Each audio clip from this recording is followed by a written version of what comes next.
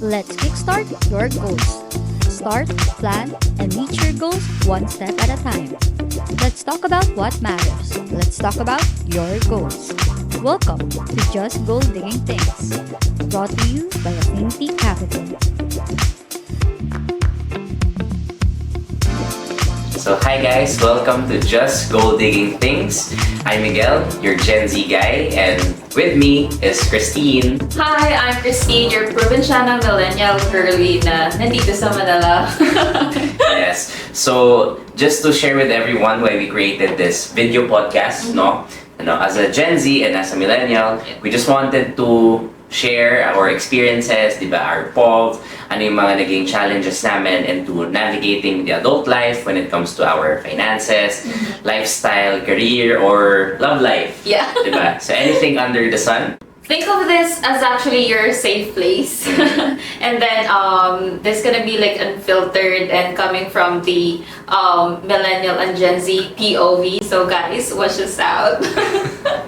Alright, so I think let's dive into it, no? So for today, I think it's best to talk about, since we're in the Christmas season. Yes. Papalapit na yung Pasko. We're gonna talk about Christmas shopping. Alright, let's do Mga it. tips and tricks. So ikaw ba, Christine, nakapag Christmas shopping ka na? To tell you honestly, no, hindi pa ako nakapag-shopping. Yes, kasi iniisip ko like, mas okay na money yung ibigay. Money? Yes, nagpera na lang eh. Kasi inisip ko na why not sila na lang yung bibili. Kasi there was incident na I think that was last year or like 2 years ago na sabi niya, ano ba gusto mo sa Christmas? Sabi na anything daw, gano'n. Tapos biglang nagsabi na hindi niya pala masyado nagustuhan yon. So, na-learn ko yung lesson from that. Sabi ko, sige, like, pera na lang next time. So cash gift yung mas prefer mo ibigay? Yes. Ikaw ba, nakapag-shopping ka na ba? Yeah, actually, ano ko yan eh. Isa yun sa mga maaga kong ginagawa during the start of the year. Ito, siguro strategy ko lang. I do it a minimum mga 2 months before. Oh. So, as early as now, actually marami na akong gifts for my family. So, sana hindi muna marinig ng nanay ko to. Mawag muna, no? But yeah, yun yung isa sa strategy ko, is really not to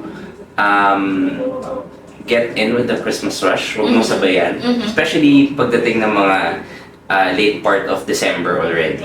May pasabay-sabay mga tao dyan. Yeah. I think it's really best na agahan ko. Ito, one thing I did during 2023 and 2022, since I was really fixing my finances during that time, is as early as January, nagsaset aside agad ako ng small amount, like percentage of my monthly income na I earn towards December. Para at least pagdating ng December, para hindi naghahabol yung, alam mo, hindi naghahabol yung budget mo, hindi naghahabol yung bonuses mo. I think it's also a good strategy for me that work na maaga pa lang, nagtatabi na agad ako. Kasi nasusunod ko yung gusto kong bilhin, like in terms of budgeting. So, important sa akin na start of the year, I plan out the year ahead in terms of big purchases. So, nakalista na agad sa akin ano yung plan ako bilhin in birthday, special occasion, Mother's Day, Father's Day, yung mga ganyan. And especially pagdating ng mga holiday season. I think it's one of the mindset talaga being a Filipino is, I would call it an utang na loob mindset. Utang na loob. Hindi kasi like, even on occasions na hindi naman, like we're not obligated to give, pero a part of us feels like it's parang it's a necessity. But even parang gusto ko magbigay because I can. Parang gano'n. It's a way of showing that I can give, and if I can give, I would give. No.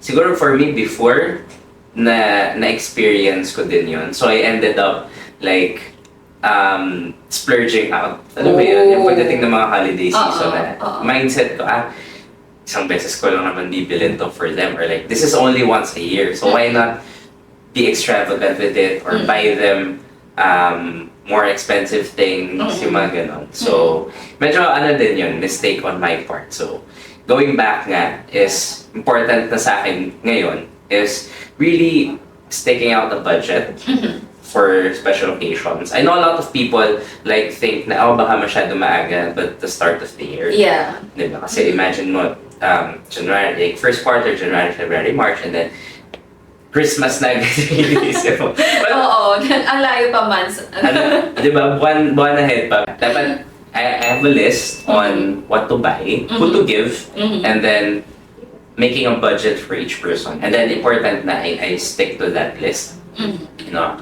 unlike sa ginawa ko before na pagdating lang ng December, doon lang ako mag-iisip ko, ano ba yung bibilin ko or magkano ba yung gagastusin ko.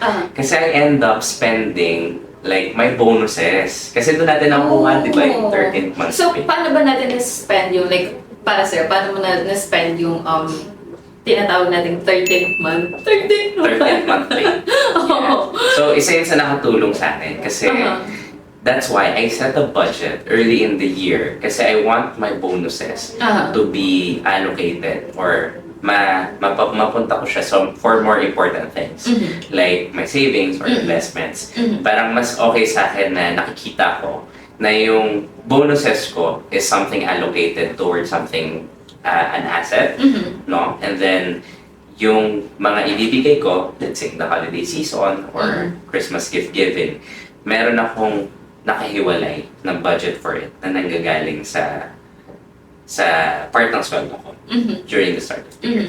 Ikaw ba, ano yung may mga usual na tips mo pagdating sa Christmas shopping? Actually, gaya ng minention ko kanina, na hindi na nga ako nag-allocate for, like, paano ba yun yung sa Christmas na gusto nila. Kasi mas gusto nila yung pera na eh. So, pagdating kasi sa pera, parang, paano ba, like, magkano ba talaga magugustuhan nila, like, kasi sa panahon ngayon, like, 1K is parang barya lang, di ba? Mabilis maubos. Yeah, sobrang mabilis maubos. So, parang inisip talaga namin na, ito yung gagawin namin, so we really allocate talaga, like, To really plan it out then. yeah, sobra. Parang mas okay na yung, for example, okay, ikaw naka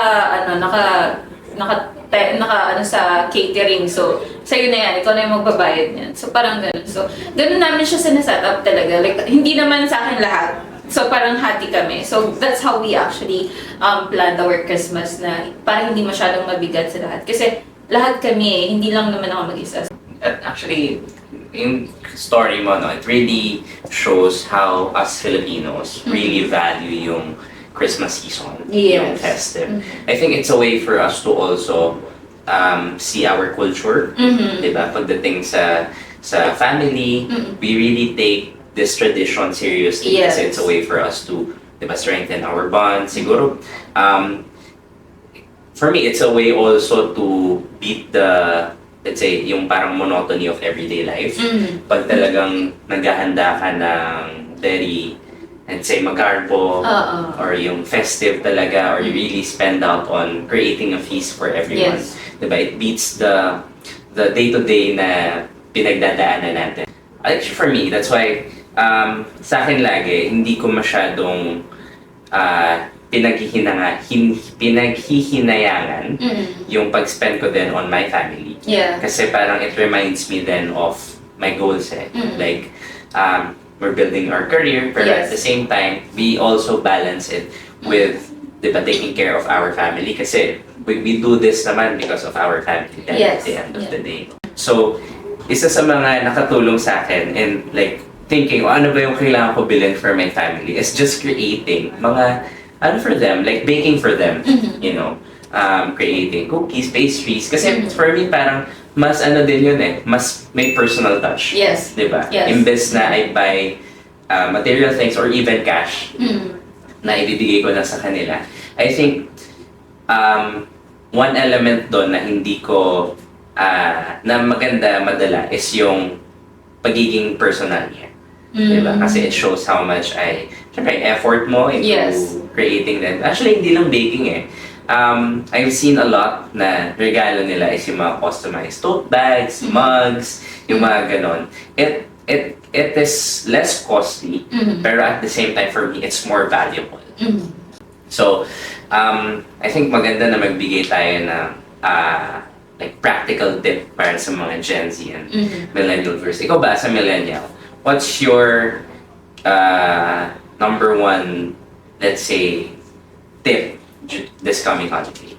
Like, sa mga millennials, so, alam ko na ba iba-iba yung perspective natin, but coming from, like my own experience, always kong sinasabi before na magtira ka for yourself. Kasi, before, like, alam ko sobrang gastador ko talaga. Like, hindi ko naano yung pera ko. Sabi ko, okay lang, may 13-month naman eh. Pagdating sa 13-month, na parang hindi mo na malayan, wala na pala yung 13-month mo. But ngayon, naisip ko na mas okay pala yung, alam mo, mag-isip ka ng ahead of time na ito yung gagawin mo sa pera mo. Kasi, planning it out. Yes, Talaga. yes. Katulad ng minention ko kanina na pinaplana namin talaga. So, yun yung pinaka, as a millennials, yun yung parang, especially, yung sa millennial kasi parang nandun yung mapagmahal yung personality talaga sa family. So, parang, like, magtira ka for yourself and then plan it out. Hindi mo makakalimutan yung goal na you really have to set aside something for yourself but also something for your family as well, na parang balance lang ba? Balance. Yes. Ganun. Ikaw ba? Like, how are you going to, let's say, plan it out, your goals, especially this coming holidays? For me, I think ang principle ko this coming holiday season is, and this is my siguro unsolicited advice as a Gen Z, based on my experiences, is to really not be pressured by, let's say, traditions or cultures. I know, marami akong, experiences na talagang I gave out not because I wanted to, but because I was pressured to do so.